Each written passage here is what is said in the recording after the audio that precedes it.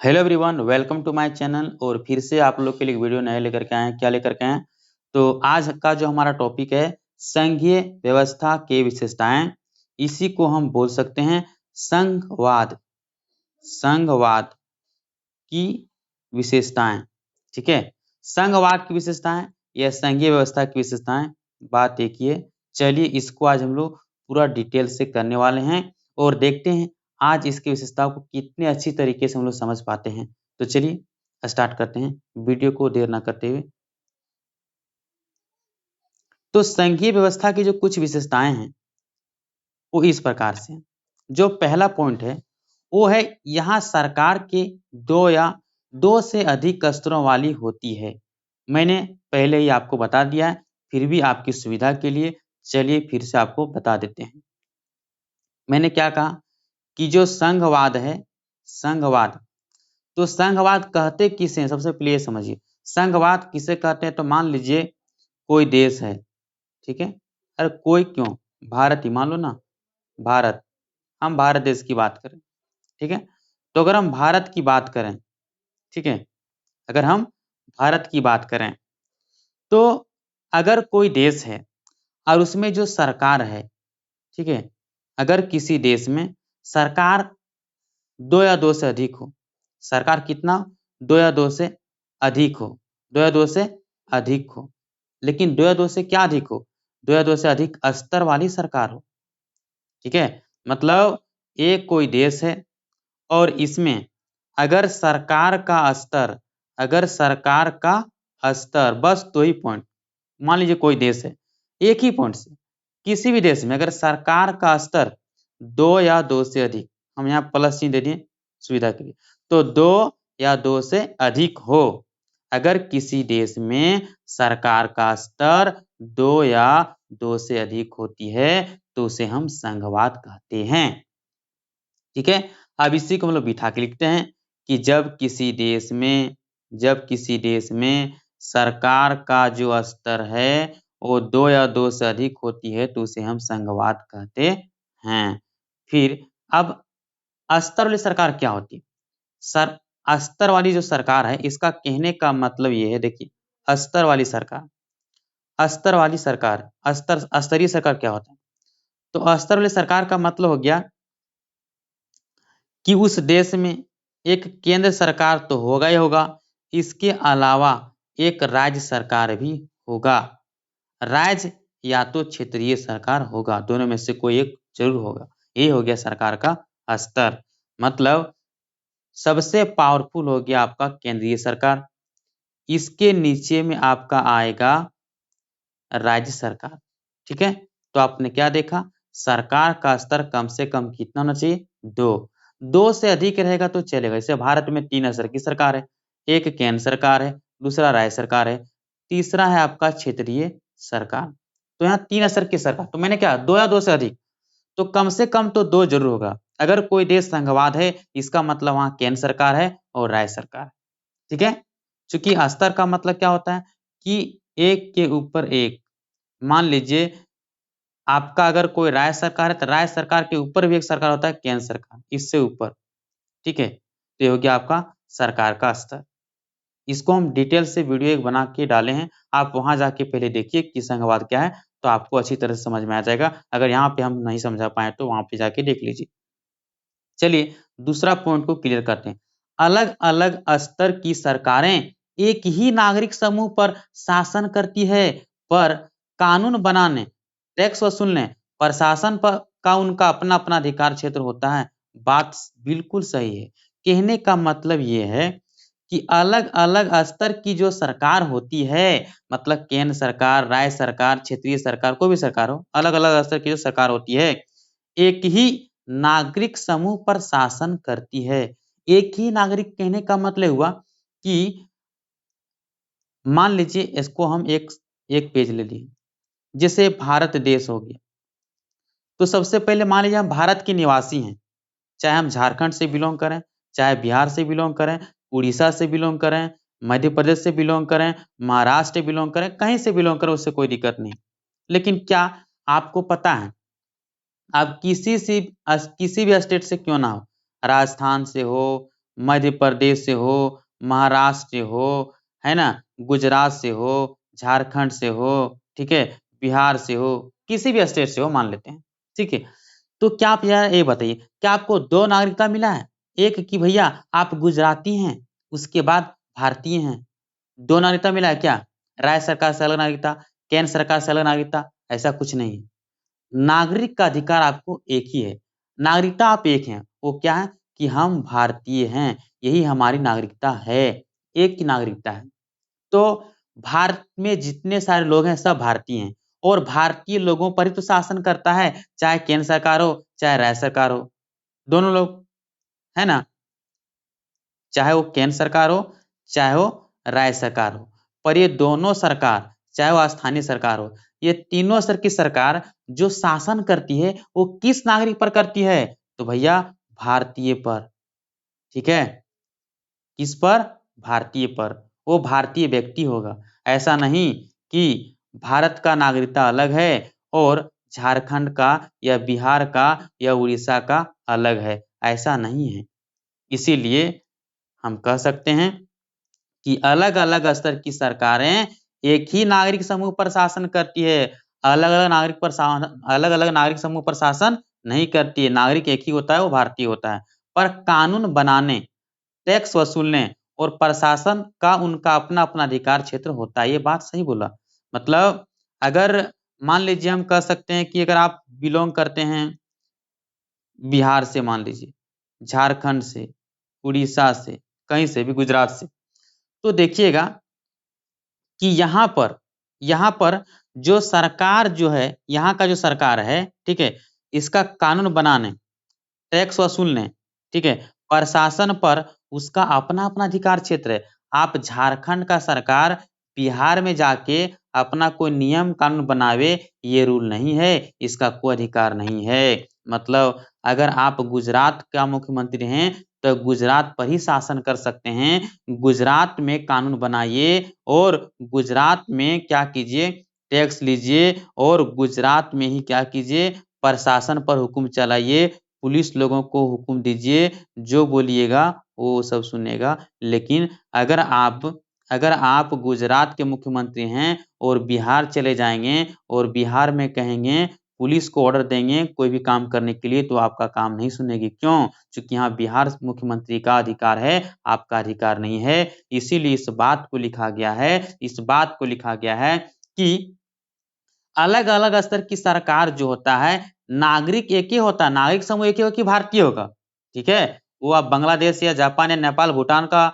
नहीं होगा, वो भारतीय ही होगा। लेकिन कानून बनाने का जो अधिकार, टैक्स लेने का अधिकार, प्रशासन पर अधिकार, अपना-अपना अधिकार क्षेत्र होता है, अपना-अपना अधिकार क्षेत्र होता है, एक ही क्षेत्र पर नहीं करता है लोग, या सभी क्षेत्र पर नहीं करता है, ठीक है?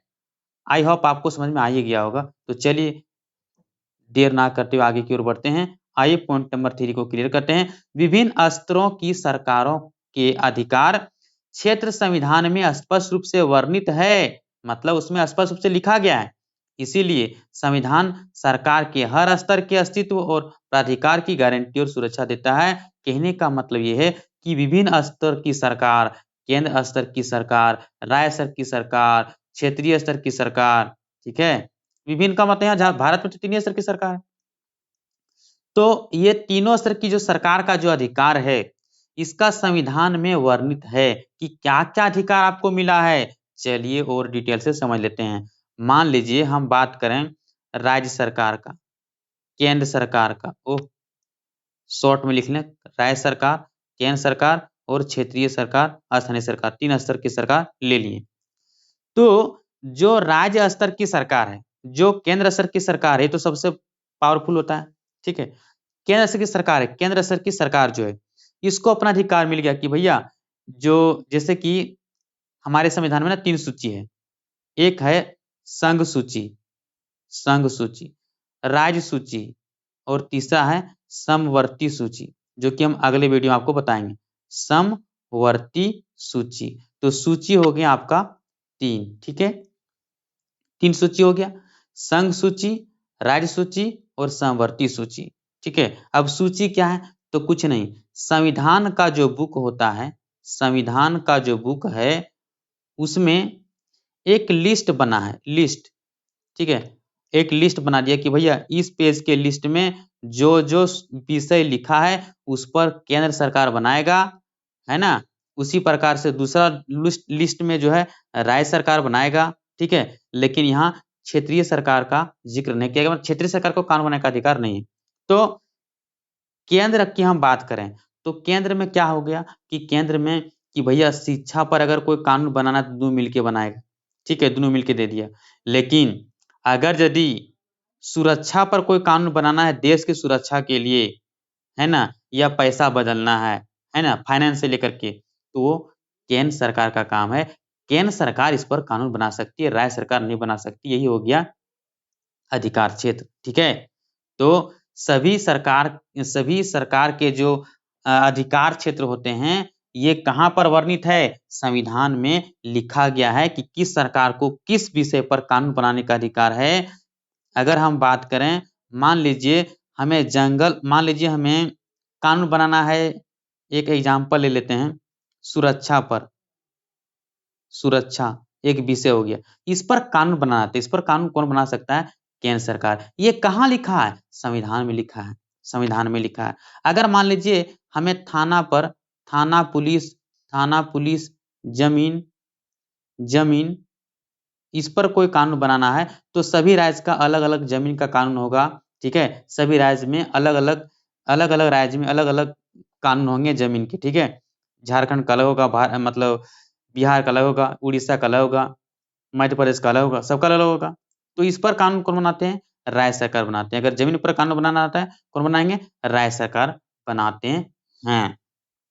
तो इस प्रकार से जमीन जो विषय हो गया, इस विषय पर कानून बनाने का अधिकार राज्य सरकार को है। ये बात कहाँ लिखा गया है? तो संविधान में लिखा गया है।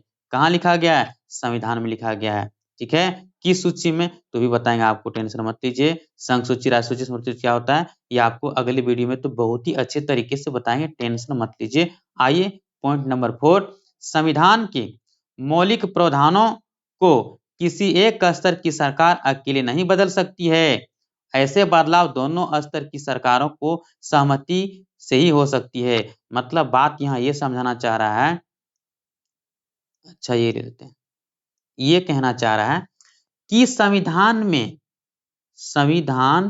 में कहाँ चला गया बिंदु? हाँ, संविधान में, ठीक है।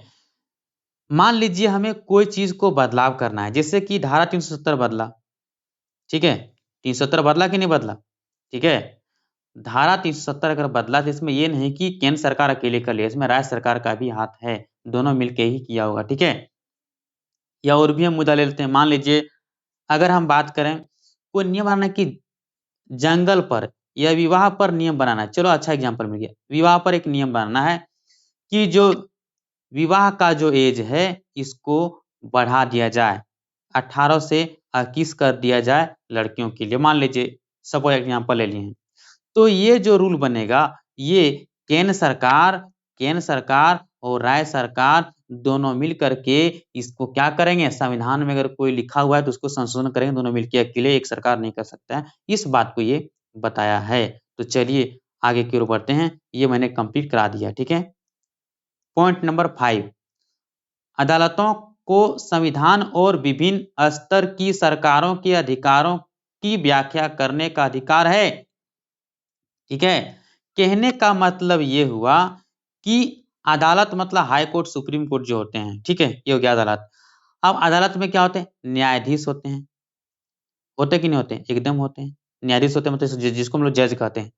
तो ये अदालत में जो न्यायाधीश होते हैं, इसे, ठीक है, इसे क्या अधिकार है? तो इसे ये अधिकार दिया है कि जो सरकार के स्तर हैं, इसमें से किस सरकार को क्या अधिकार है या नहीं है, ठीक है। कहने का मतलब ये है, उसके अधिकार को अगर व्याख्या करना है कि इसका क्या अधिकार है या नहीं है, तो अदालत करेगी, मतलब न्यायाधीश करेंगे। कहने का मतलब, मान लीजिए कभी-कभी विवाद हो गया, राज्य सरकार और केंद्र सरकार, ये दोनों आपस में बहुत भयंकर लड़ाई हो गया, मतलब किसी बात पर विवाद हो गया कि भैया ये कानून हमारा है, इस पर हमें कानून बना सकते हैं, आप नहीं बना सकते। मान लीजिए कोई मुद्दा रहा, उस पर बहुत बड़ा विवाद हो गया। अब इसका इसका निपटारा कौन करेगा? इसका निपटारा तो भैया आपके जज साहब करेंगे, अदालत करेंगे, हाई कोर्ट, सुप्रीम कोर्ट करेंगे, ठीक है? तो जब कभी राज्य सरकार और केंद्र सरकार के बीच में टकराव हो, अपने अधिकार को लेकर या अन्य कोई मुद्दा को लेकर, तो वहाँ पर आपके अदालत काम आते हैं, उसका निर्णय अंतिम निर्णय होता है। कहने का मतलब ये रहा हमारा कि राज्य सरकार और केंद्र सरकार, ये दोनों के अधिकार क्या हैं? तो भैया ये सभी लोग संविधान तो पढ़े नहीं होते हैं। ये सभी लोग संविधान को नहीं पढ़े होते हैं, ठीक है? ऐसा नहीं कि जितने लोग नेता बनते हैं सब संविधान पढ़ के ही बनते हैं, ऐसा कोई ज़रूरी नहीं है, ठीक है? संविधान, जज, वकील ये सब पढ़े होते हैं तो ये सब बताते हैं कि अधिकार क्या होता है या नहीं होता है। कहने का मतलब हमारा ये हुआ, ठीक है? तो राज्य सरकार, केंद्र सरकार आपस में लड़ गए कि भैया ये कानून हमारा है, इस पर हम कानून बना सकते हैं, आप नहीं बना सकते हैं। तो उस समय क्या होगा? उस समय अदालत काम में आ जाएगी आपका। अदालत कहेगी रुको, रुको, रुको, लड़ने की कोई ज़रूरत नहीं है, मैं हूँ ना, मैं क्यों हूँ भैया? मैं कानून का रखवाला हूँ और मुझे नहीं पता? चलो मैं आपको बताता हूँ। बोलेगा ए केंद्र सरकार, ए राज्य सरकार इधर आ जाइए। आपका अधिकार ये है, देखिए संविधान में ये लिखा हुआ है ना राज्य सरकार तुम्हारा अधिकार नहीं है, ये केंद्र सरकार का अधिकार है। इसलिए तुम मत फुरफुराओ, जाओ, जाओ, जाओ घर जाओ, है ना? कहने का मतलब ये हुआ हमारा, ठीक है? कि जब मुद्दा आएगा, टकराव आएगा, तो अदालत फैसला करेगी, वही उसका अंतिम फैसला होगा। अगर कोई अधिकार बताना है, उसे नहीं पता है, तो अदालत बताएगी, बात खत्म। आगे बढ़ते हैं हम लोग। पॉइंट नंबर 6 देखते हैं, 5 हो गया था? हाँ, 5 हो गया। 6 में देखते हैं।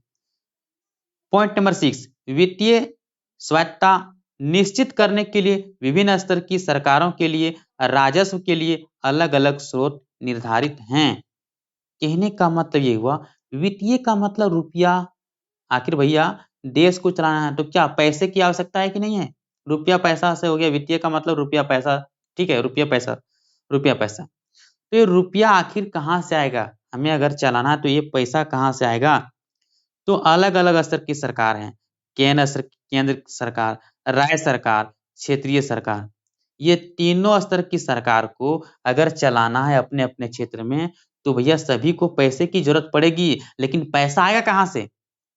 ऐसा तो है नहीं कि सरकार हैं हम, तो पैसा मनमानी छाप लिए, चला रहे हैं। कितना पैसा छापोगे? जितना पैसा छापिएगा, पैसा छापने से नहीं चलेगा, बल्कि बहुत एक ऐसे स्थिति में जाइएगा, जर्मनी का हालत हो जाएगा। जर्मनी में क्या हुआ था 9th क्लास में आप पढ़े होंगे कि एक बैलगाड़ी, ठीक है? अगर एक बैलगाड़ी में भर कर के पैसा ले जा रहे हैं ना, तब आपको क्या मिलेगा? 1 पाव रोटी मिलेगा, 1 पाव रोटी मिलेगा। बताओ, ये हालत हो गई थी चूँकि वहाँ के राजा ने क्या किया था? एकदम अंधाधुंध पैसा को छाप दिया था। लाओ रे मशीन छापो पैसा। उसे ये नहीं पता था अर्थव्यवस्था कहाँ से कहाँ चल जाएगा, हमारा देश चौपट हो जाएगा। ये नहीं पता था ना, इसीलिए उसने ऐसा किया। बट ऐसा नहीं करते हैं आजकल के लोग, सभी देश होशियार होते हैं, है ना? तो ऐसा करने से समस्या का समाधान नहीं होगा। इसीलिए तो स हमारे जो विभिन्न स्तर की सरकार होते हैं, उसको टैक्स कहाँ से आएगा? टैक्स के अलग-अलग स्रोत हैं। जैसे अगर आप राज्य सरकार हैं अगर आप राज्य सरकार हैं, तो इसका सुविधा कहाँ से आएगा? भैया, ज़मीन का जितना सारा टैक्स आएगा, वो सारा किसके पास जाएगा? राज्य सरकार के पास जाएगा। ठीक है? और भी है, मार्केट है, बाज़ार से जो कुछ टैक्स आया, और भी इसके बहुत तरह के हैं। हम आपको सिंपल सा 2 बता रहे हैं कि मार्केट हो गया, ज़मीन हो गया, ये राज्य सरकार का स्रोत दे दिया गया कि भैया ये दोनों से जो टैक्स आएगा, तुम रख लेना, देश को चलाना, ये मतलब सॉरी राज्य को चलाना, हमें इससे कोई मतलब नहीं है। अब जो केंद्र सरकार है, इसने क्या किया, रेल से जितना पैसा आया, वो पैसा टैक्स ये रख लिया, है ना? और भी मान लीजिए बिज़नेस वाला टैक्स जितना आया, ठीक है, जीएसटी वगैरह कुछ भी करके ये सारे टैक्स इसको मिल गया।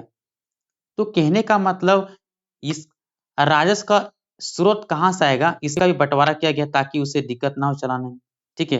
तो सभी के स्रोत जो होते हैं अलग-अलग होते हैं, अलग-अलग जगहों से टैक्स मिलता है। आइए लास्ट पॉइंट इस वीडियो का, इस प्रकार संघीय शासन व्यवस्था के दोहरे उद्देश्य हैं, मतलब इसका 2 उद्देश्य हैं। क्या-क्या? एक तो ये हो गया आपका देश की एकता की सुरक्षा करना और उसे बढ़ावा देना। ठीक है, ये पहला उद्देश्य हो गया, पहला उद्देश्य। दूसरा, इसके साथ ही क्षेत्रीय विविधताओं को पूरा सम्मान करना। ठीक है, मतलब नहीं समझे, कोई दिक्कत नहीं, हम है कि नहीं बताइए। कहने का मतलब ये था, सबसे पहला उद्देश्य एकता, देश की एकता को एकदम टूटने नहीं देना, बचा के रखना है, तभी हमारा देश चलेगा, तभी संघवाद का मतलब रहेगा, नहीं तो संघवाद का मतलब ही कोई नहीं निकलता है। तो देश की एकता को सुरक्षा करना और इसको बढ़ावा देना, एकता को बढ़ावा देना है, एकता को बढ़ावा देना है, इसकी सुरक्षा करना है। कौन सी एकता? तो देश की एकता, देश की एकता ना टूटे, है ना, देश की एकता को सुरक्षा बनाए रखना, सुरक्षा है ना, और देश की एकता को बढ़ावा देना, बढ़ावा देना, इसके लिए, है ना, ये पहला उद्देश्य हो गया ऐसा करने से। दूसरा उद्देश्य क्या है? दूसरा उद्देश्य इसका ये रहा, दूसरा उद्देश्य कि भैया जो विविधता पाई जाती है, हमारा देश आपको पता होगा बहुत सारी विविधताएं पाई जाती है, विविधताएं, सॉरी ये गलत लिखा गया है ना, बहुत सारी भिन्नताएं पाई जाती है, विविधताएं, क्षेत्रीय विविधताएं, कहने का मतलब कि तमिलनाडु में तो लोग तमिल भाषा बोलेंगे, केरल में मलयालम बोलेंगे, बिहार में भोजपुरी बोलेंगे, झारखंड में नागपुरी बोलेंगे, मान लीजिए बंगाल में बंगाली बोलेंगे। तो भैया सभी लोगों की भाषा अलग है, सभी लोगों की भाषा अलग है ना, भाषा अलग है, जाति अलग है, मतलब भारत में तरह तरह के लोग भाषा बोलते हैं, अलग अलग जाति के लोग रहते हैं, है ना, सबका पहनावा अलग है, धर्म अलग है, ठीक है, धर्म अलग है, पहनावा अलग है, जाति अलग है, भाषा अलग है, हर चीज अलग है, मान लीजिए, ठीक है। तो हमें इसका भी सम्मान करना है, मतलब अगर कोई क्षेत्रीय विविधता है तो इसका सम्मान करना है, तभी हमारे देश में एकता बनी रहेगी, नहीं तो टूट जाएगी। अगर हम कहेंगे नहीं भैया, सभी लोगों को, सभी देशवासियों को ये सूचित किया जाता है कि कानून बदल गया, अब सभी लोगों को हिंदी बोलना पड़ेगा और दूसरा भाषा नहीं बोल सकते हैं, तो भैया ये बिल्कुल गलत है, तब तो हमारे देश में एकता रहेगी नहीं, सभी लोग रोड पे उतर जाएंगे, फिर आपका देश चौपट हो जाएगा। इसीलिए हमें क्या करना है, देश में जो विभिन्नताएं हैं उससे सम्मान करना, उसका सम्मान करना सीखना कि भैया आप तमिल बोलते हैं कोई दिक्कत नहीं, तमिल बोलो, बिंदास बोलो, कोई दिक्कत नहीं, है ना, हिंदी बोल रहा, इंग्लिश बोल रहा, उर्दू, फारसी जो बोलना बोल, हमको कोई दिक्कत नहीं, पर देश की एकता का प्रभाव नहीं पड़ना चाहिए, देश में एकता बने रहना चाहिए। बस ये हो गया आपका खत्म। तो आई होप ये वीडियो लंबा जरूर हो गया, बोलिए सर एक क्वेश्चन में इतना लंबा वीडियो, लेकिन क्या करें, आपको ना ऑफलाइन में जैसे तोते की तरह लोग समझाते हैं ना, है ना, बिल्कुल वैसा ही मैंने आपको समझाया है। अगर इसमें भी कमी रह गया तो बिल्कुल आप हमें कमेंट करके बता सकते हो कि सर हमें इस वर्ड में थोड़ा सा कंफ्यूजन बच गया, तो मैं उसका वीडियो बना के आपको डाल दूंगा यूट्यूब पे, ठीक है। और हाँ, अगर आप हमारे चैनल पे नहीं हो तो सब्सक्राइब करना बिल्कुल ना भूलें, और शेयर इतना करो, फेसबुक, व्हाट्सएप, इंस्टाग्राम कहीं भी हो, इतना शेयर करो कि अधिक से अधिक किस चैनल पे बच्चे जुड़ जाएंगे, है ना। और लाइक कमेंट तो बिल्कुल नहीं कीजिए, ये हमारे लिए क्या है, इम्यूनिटी बूस्टर है, कहने का मतलब यही तो हमारा है। आप हमें लाइक करते हैं, शेयर करते हैं, यही हमारा क्या है, यही हमारा एक बढ़ावा देता है, आपका प्यार, ठीक है। तो चलिए मिलते हैं नेक्स्ट वीडियो में।